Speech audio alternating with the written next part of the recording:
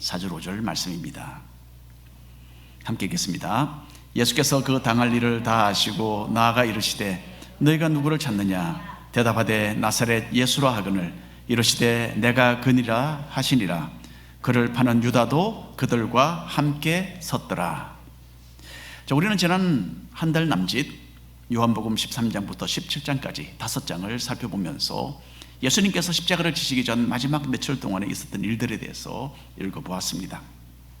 예수님은 이 기간 동안에 제자들과 집중적으로 시간을 보내시면서 가르치시고 도전도 하시고 또 격려의 말씀을 나누어 주셨습니다.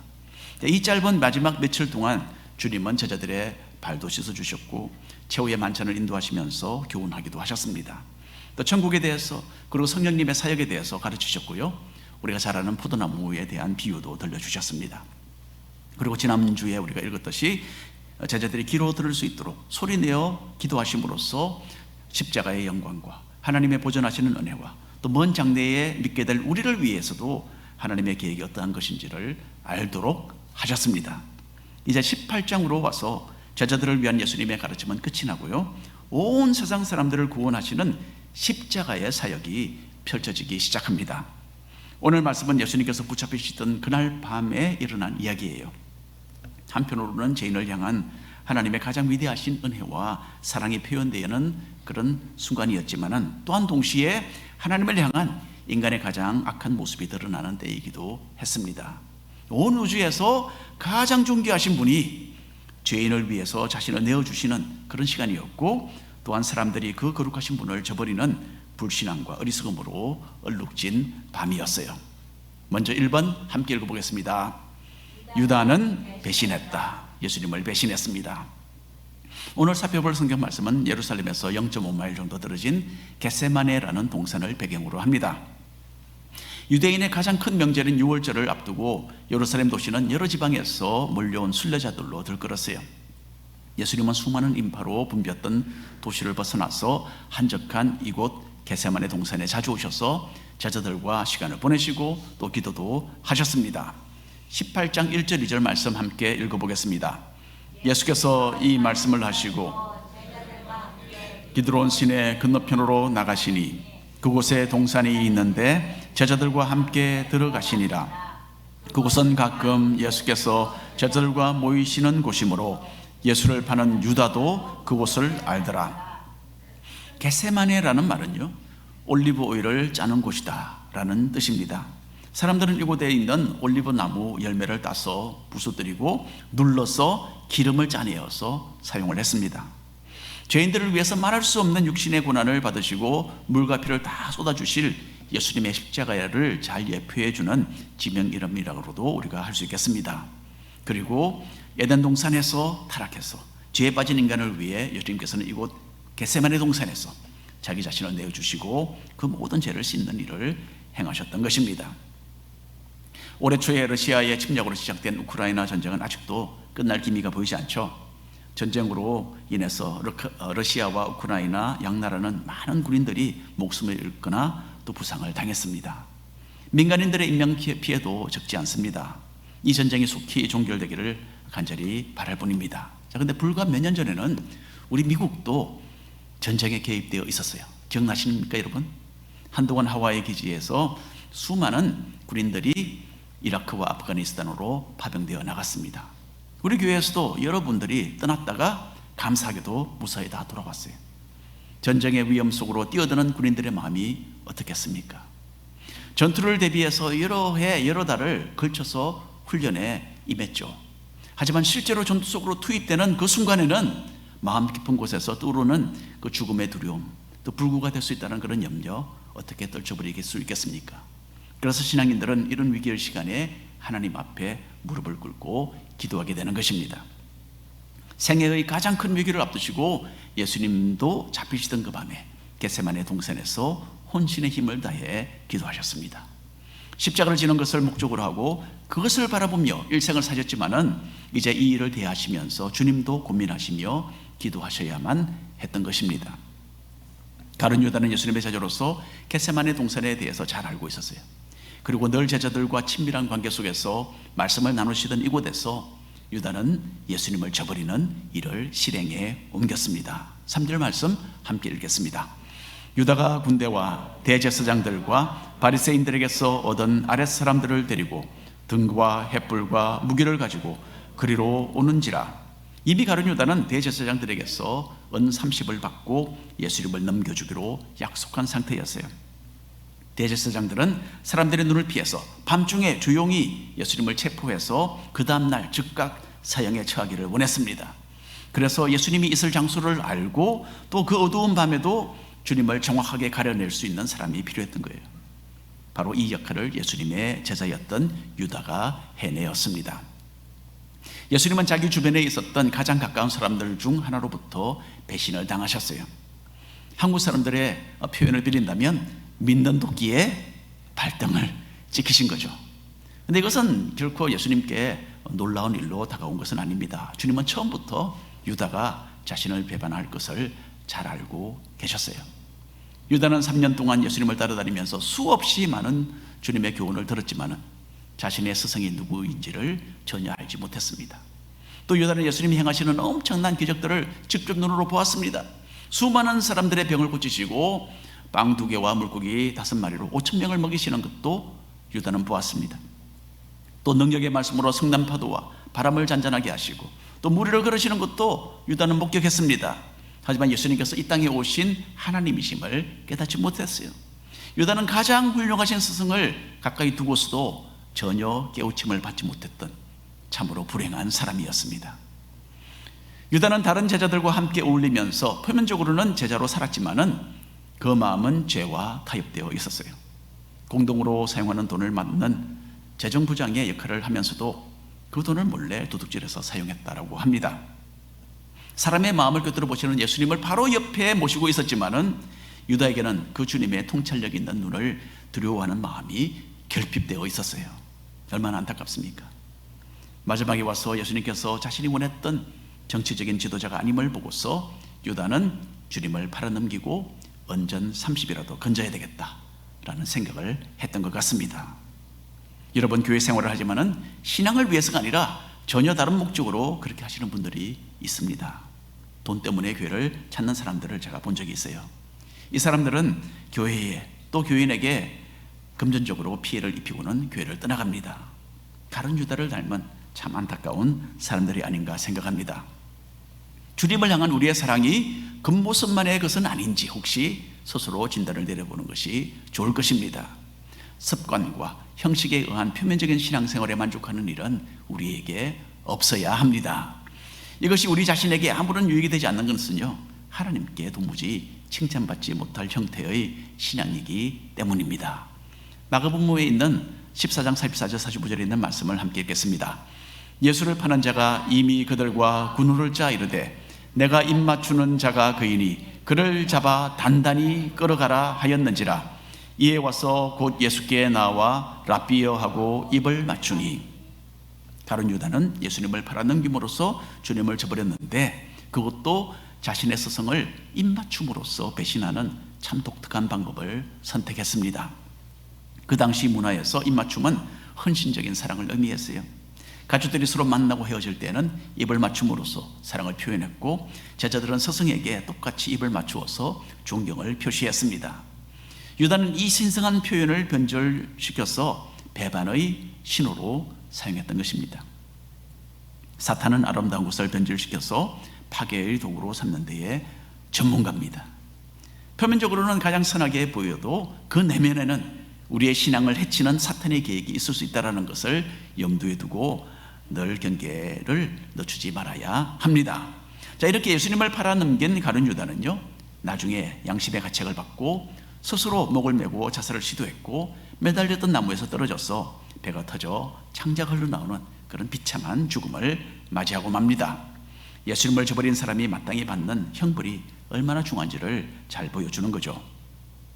매주일마다 수없이 많이 듣는 설교 말씀이 만일에 나에게 아무런 반응을 일으키지 않는다면 스스로에 대해서 조금 염려를 하는 것이 좋을 것 같아요.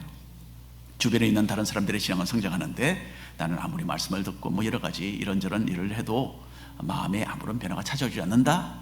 그러면 참 심각하게 하나님께 기도로 나아가야 합니다.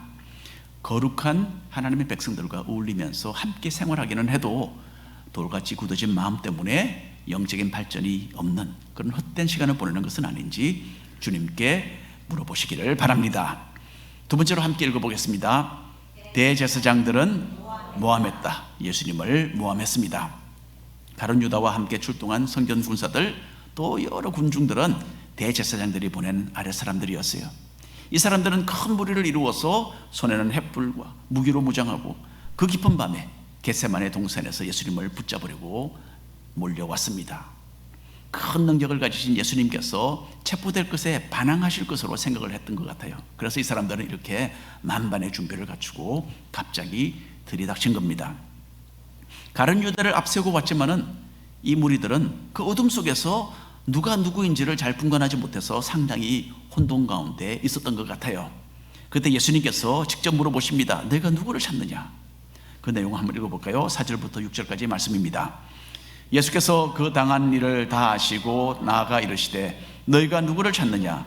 대답하되 나사렛 예수라 하거늘 이르시되 내가 그니라 하시니라. 그를 파는 유다도 그들과 함께 섰더라. 예수께서 그들에게 내가 그니라 하실 때에 그들이 물러가서 땅에 엎드러지는지라. 예수님의 말씀에는 능력이 있었어요. 특히 내가 그니라 라고 하신 예수님의 이 대답은요, 헬라어로 에고에미라고 적혀져 있습니다. 이것은 하나님의 이름을 나타내는 독특한 표현이기도 했어요. 출애굽기 3장에서 모세는 떨기나무 불 가운데서 하나님을 만나지 않습니까? 그때 모세는 하나님께 하나님의 이름이 무엇입니까? 라고 질문을 합니다. 그때 하나님께서는 나는 스스로 있는 자다라는 이 자신의 이름을 알려주십니다.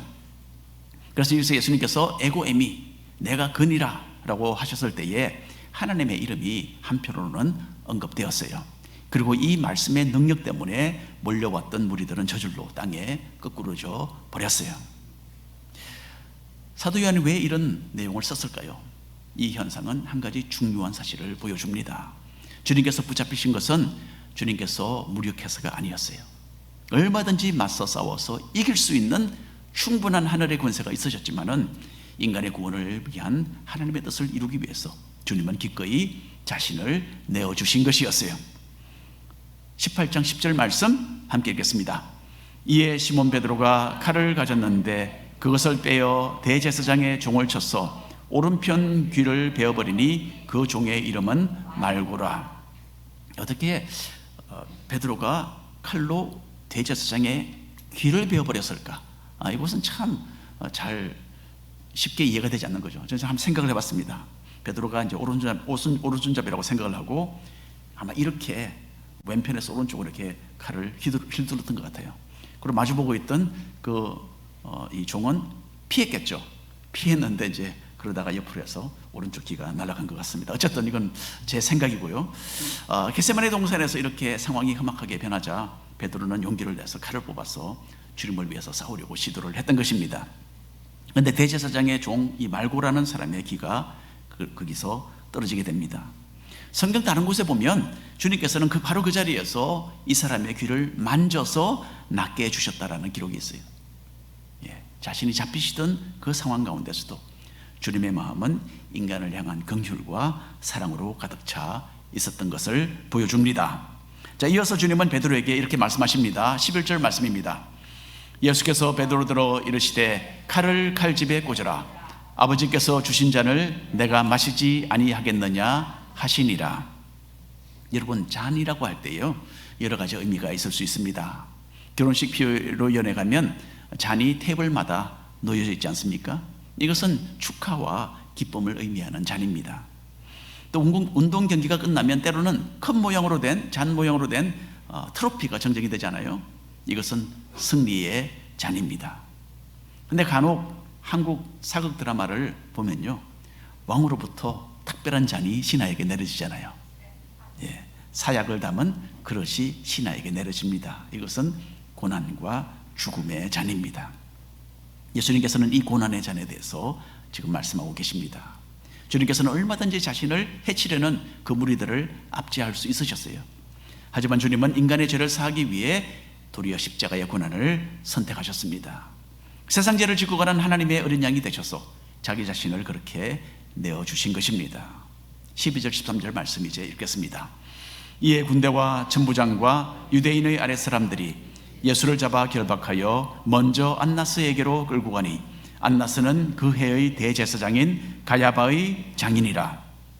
그날 밤 예수님께서 끌려가신 곳은, 첫 번째로 끌려가신 곳은 대제사장 안나스의 집이었어요.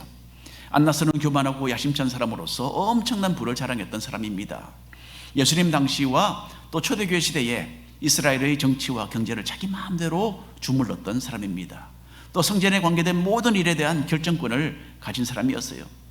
하나님의 거룩한 제사장들 중에서도 가장 높은 대제사장의 권력을 가지고 성전을 당도의 소굴로 만들었던 장본인이 바로 안나스였습니다. 성전들에 돈을 바꾸는 사람들이 있었잖아요. 또 제사 드릴 동물을 파는 사람들이 있었죠. 그 사람들을 그곳에 두고 자기 스스로가 막대한 이익을 거두었던 사람이 안나스입니다.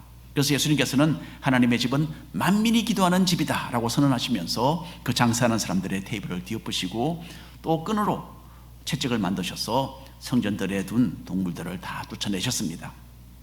안나스가 이방인들이 모여서 기도할 수 있는 이 장소를 이렇게 장사하는 소굴로 만들었기 때문입니다. 자, 안나스는 이렇게 성전을 정리하신 예수님을 아주 괘씸하게 여겼어요. 그리고 로마 정부를 대항하는 정치범으로 예수님을 몰았습니다. 예수님이 자기를 유대인의 왕이라 선전하면서 사람들을 지금 미혹하고 있으니까 이 사람을 사형에 처해야 된다라고 모함을 하게 됩니다. 안나스와 못지않게 그 사위인 대제사장 가야바도 악한 사람이었어요. 18장 14절 말씀입니다. 함께 읽겠습니다. 가야바는 유대인들에게 한 사람이 백성을 위하여 죽는 것이 유익하다고 권고하던 자르라. 가야바는 많은 사람들이 예수님을 따르게 되면 로마 정부가 위협을 느끼고 군대를 보내고 이스라엘 백성들을 죽이고 지금까지 대제사장들이 누리던 권력이 다 압수될 것이다. 이것을 염려를 했습니다. 그래서 그렇게 되는 것보다는 예수님 한 사람이 죽는 것이 더 낫다라고 말을 했어요. 하지만 하나님께서는 참 아이러니하게도 가야바가 백성의 지도자로서 내뱉었던 이 말을 예언적으로 사용하셨어요. 그래서 예수님 한 사람의 죽음으로 많은 사람이 구원을 얻는 그 길을 열어주신 것입니다. 가야바와 안나스는 둘 다 대제사장입니다. 그러나 신앙 양심을 모두 내팽개치고 예수님을 철저하게 저버렸던 악인들이었어요. 진실되게 하나님을 섬기기보다는 물질과 권력에 완전히 몰두되어서 이 세상을 구원하러 오신 그 주님을 죽음으로 몰아가는 지도자들이었던 것입니다. 대제사장들은 자신들의 권력에 눈이 멀어서 주님을 모함하며 죽음으로 몰아갔습니다. 그러나 이 모든 것 위에 아무도 이해하지 못했던, 깨닫지 못했던 하나님의 기쁘신 뜻이 또한 진행되고 있었어요.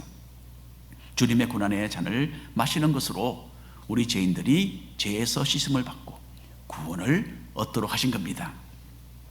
예수님의 그 한없는 희생과 그 넓으신 은혜, 그리고 청량할 수 없이 크신 하나님의 그 사랑을 우리가 오늘도 묵상하며 찬양하시기를 바랍니다. 세 번째로 읽어보시겠습니다. 베드로는 부인했다. 베드로는 예수님을 부인했습니다. 자, 사람들은 예수님을 잡아서 신문하기 위해서 대제사장에게로 끌고 갔죠. 자, 주님의 신변에 어떤 일이 생길지 염려가 되었던지 베드로는 멀리서나마 주님을 따라갔습니다. 자, 그날 낮에 예수님은 제자들이 다 자기를 버려두고 도망하게 될 것이다 라고 미리 예고하셨어요. 물론 그렇게 했습니다. 제자들이 예수님이 잡히던 그 순간에 다 도망을 쳤어요. 근데 그때 베드로가 이야기했습니다. 다른 제자들은 다 예수님 버린다 하더라도 나는 결코 그렇게 하지 않겠습니다 라고 선언을 했었어요. 하지만 주님께서는 베드로가 3번이나 나를 모른다고 부인할 것이다 라고 예언을 하셨었어요. 근데 베드로는 목숨을 걸고서 내가 주님을 결코 내가 죽을지언정 부인하지 않고 주님을 끝까지 따를 것입니다 라고 호언장담했던 것입니다. 자, 이제 베드로의 이 결단이 과연 성공적으로 실행될 것인지를 결정하는 순간이 다가왔습니다. 17절 말씀입니다. 함께 읽겠습니다. 문 지키는 요정이 베드로에게 말하되 너도 이 사람의 제자 중 하나가 아니냐 하니 그가 말하되 나는 아니라 하고. 먼저 베드로는 대제사장의 집 정문을 지키는 여자 하인이 당신 설마 저 사람의 제자는 아니겠지요? 라고 그 묻는 말에 가만 무너져 버리고 말았어요. 요거 살짝 내가 거짓말하고 이 집을 내가 일단 들어가야 된다라고 생각을 했던 것 같아요. 하지만 여러분, 이것은 어처구니 없이 예수님을 부인하는 그 처음 순간이 되고 말았습니다. 대제사장의 집에 들어온 베드로는 이스라엘의 최고 권력가가 주님을 신문하는 것을 보고 마음이 심하게 흔들렸을 것입니다. 예수님이 죽음의 위기를 모면하지 못할 것으로 보였고 자칫 잘못하면 자기도 봉변을 당할 것처럼 그렇게 느껴졌을 것으로 보입니다. 지금까지 넘쳐났던 그 용기는 떠나가고 이제는 자기 신변에 대한 두려움이 밀려오고 있었습니다. 추운 그 한밤에 대제사장의 일꾼들은 불을 피워놓고 바깥에 모두 대기에 있었습니다. 베드로가 추웠던지 그 가운데 합류를 해서 함께 불을 쬐는데 조금 전에 있었던 똑같은 질문이 그 사람들 가운데 이제 수군거리며 떠들기 시작했던 거예요. 당신 저 사람 제자 아니요? 예. 질문이 또 날아왔습니다. 위협을 느끼고 저 베드로는 나는 제자가 아니다 라고 대답을 합니다. 이제 베드로가 두 번째 주님을 부인하는 순간이었어요. 그런데 잠시 후에는 정말 피하기 어려운 상황이 벌어집니다. 한 사람이 다가오더니 자기가 조금 전에 베드로가 예수님과 함께 겟세마네 동산에 있는 것을 보았다라고 말하는 거예요. 이 사람은 베드로의 칼에 맞아서 기가 잘렸던 말고라는 그 사람의 친척이었어요. 그러니까 베드로를 특별히 유심하게 지켜보지 않을 수 없었겠죠. 아니, 저 녀석이 우리 친척을 그렇게 했겠죠. 정말 벗어나기 힘든 상황입니다. 그래서 이번에는 베드로는 참으로 완강하게 주님을 모른다고 부인을 했어요. 성경 다른 곳에 보면 베드로가 여기서 맹세하며 저주하며 그렇게 나는 예수님을 모른다라고 부인을 했다라고 기록을 합니다. 거짓말을 하면서 자신의 신분을 감추는 일, 다른 누구보다도 제 자신이 이것을 더 뼈저리게 느껴본 적이 있습니다. 인도는 선교사를 인정하지 않고 선교 활동을 하는 사람을 추방시키는 나라예요. 그래서 우리는 처음에 인도에 도착할 때부터 미리 이미 그곳에 있어 일하는 외국 선교사님들로부터 쫓겨나지 않으려면 이렇게 하고 저렇게 해야 한다, 조언을 우리가 많이 들었어요.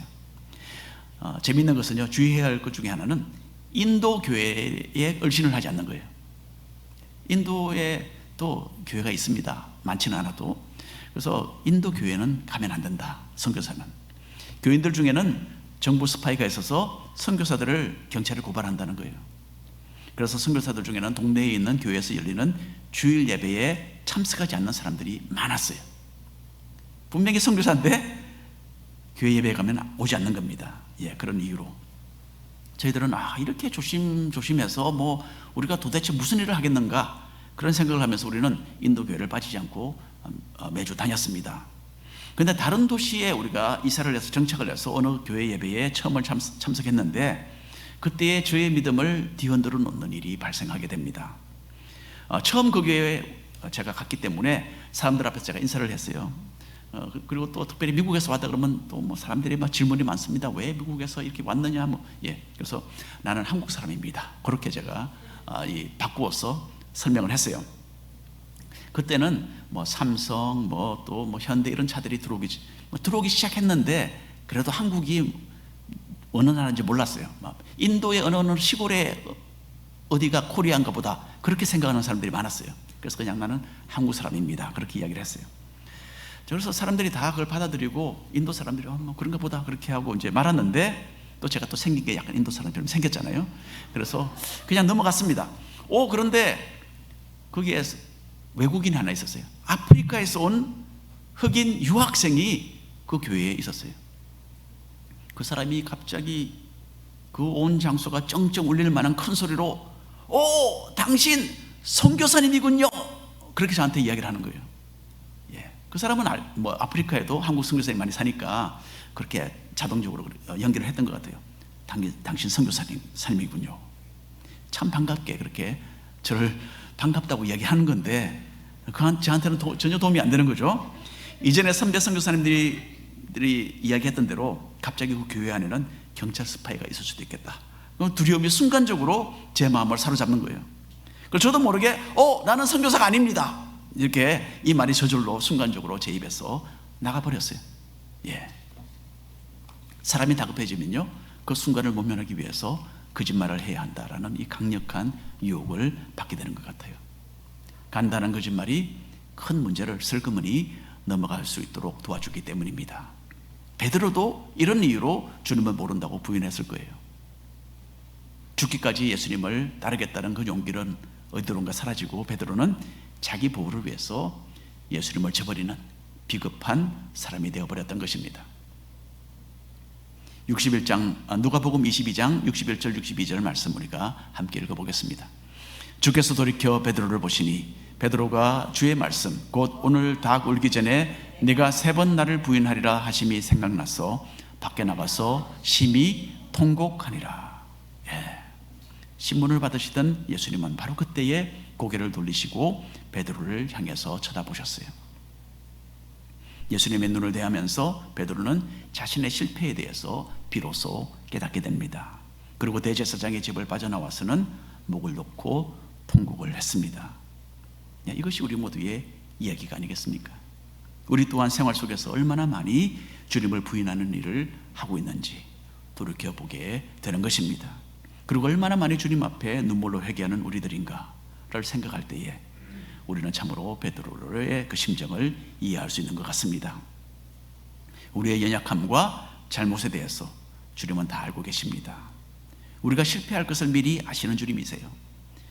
하지만 그렇다고 죄 짓는 것이 괜찮다는 말은 결코 아니죠. 어디까지나 죄는 우리의 선택이고 우리의 책임입니다.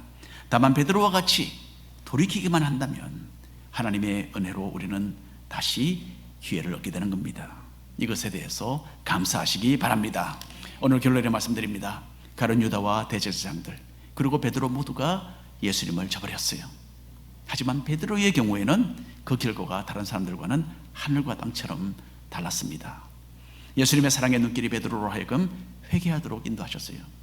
비록 예수님을 모른다고 부인하는 이 엄청난 잘못을 저질렀지만은 예수님은 베드로를 다시 회복시키시고 자신의 일꾼으로 삼으셨습니다. 예수님을 저버리는 우리의 계속되는 실패에도 불구하고 우리를 향한 주님의 사랑은 변함이 없으세요. 생활 속에서 설사 실패한다 해도 마음을 주님께로 돌이키기만 하면 주님은 언제나 우리를 회복시켜 주십니다. 가룟 유다나 대제사장들과 같은 죄악에 굳은 마음의 소유자들이 아니라 베드로처럼 회개하는 죄인들이 되시기를 축원합니다. 기도하겠습니다. 주 하나님 아버지, 우리는 회개하는 죄인들이 되기를 원합니다.